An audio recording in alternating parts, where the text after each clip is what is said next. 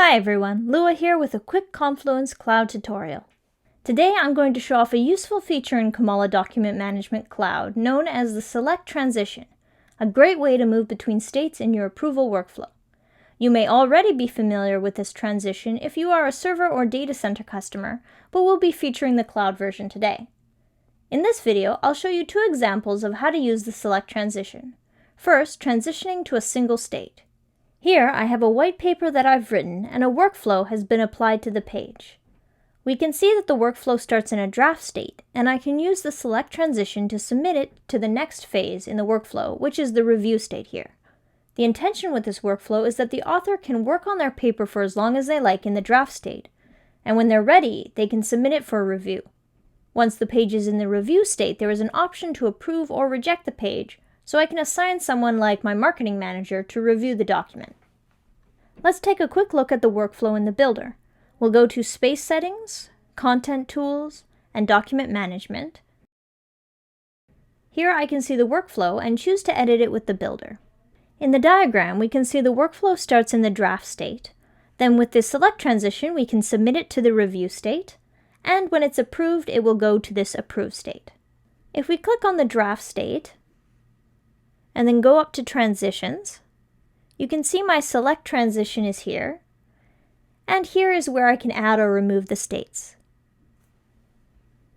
So this is one simple example of what you can do with a Select Transition.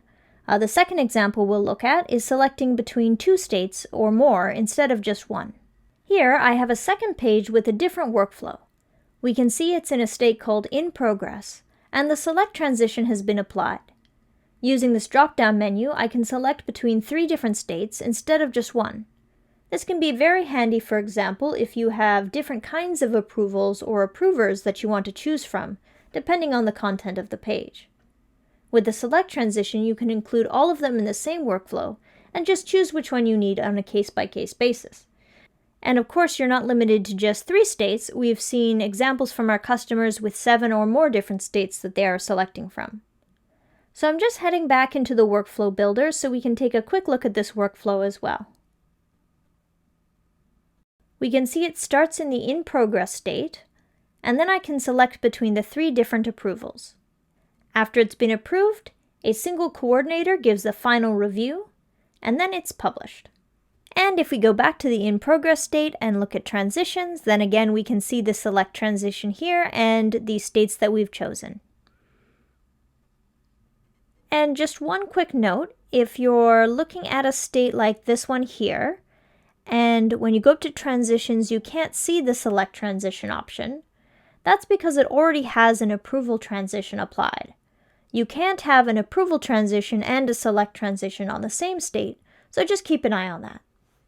Well, I hope that gets you thinking about some of the possibilities with Select Transitions. If you have any questions about setting up your workflow, you can always reach out to our support team and we'll be happy to help. Thanks for watching and have a great day.